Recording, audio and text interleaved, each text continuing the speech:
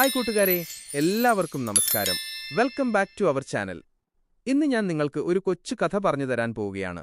ദാഹിച്ചു വലഞ്ഞ ഒരു ബുദ്ധിമാനായ കാക്കയുടെ കഥ. ഒരിടത്തൊരു കാക്കയുണ്ടായിരുന്നു.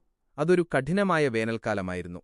നല്ല വെയിൽ കാരണം പുഴകളും തോടുകളുമെല്ലാം ഉണങ്ങിവരണ്ടിരിക്കുന്ന സമയം. നമ്മുടെ കാക്കയ്ക്ക് വല്ലാത്ത ദാഹം തോന്നി.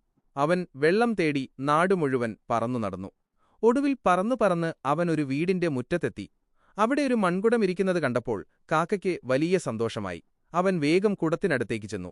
പക്ഷേ കുടത്തിൽ വെള്ളം വളരെ കുറവായിരുന്നു. കാക്കയുടെ കൊക്ക് വെള്ളം വരെ എത്തുന്നില്ല. അവൻ വിട്ടുകൊടുത്തില്ല. മുറ്റത്ത് കിടന്ന ചെറിയ കല്ലുകൾ ഓരോന്നായി കൊക്കിലെടുത്ത് അവൻ കുടത്തിനുള്ളിലേക്കിട്ടു. കല്ലുകൾ നിറഞ്ഞതോടെ വെള്ളം പതുക്കെ മുകളിലേക്ക് ഉയർന്നുവന്നു. അങ്ങനെ ബുദ്ധിമാനായ കാക്ക മതിയാവോളം വെള്ളം കുടിച്ച് ദാഹം മാറ്റി സന്തോഷത്തോടെ പറന്നുപോയി.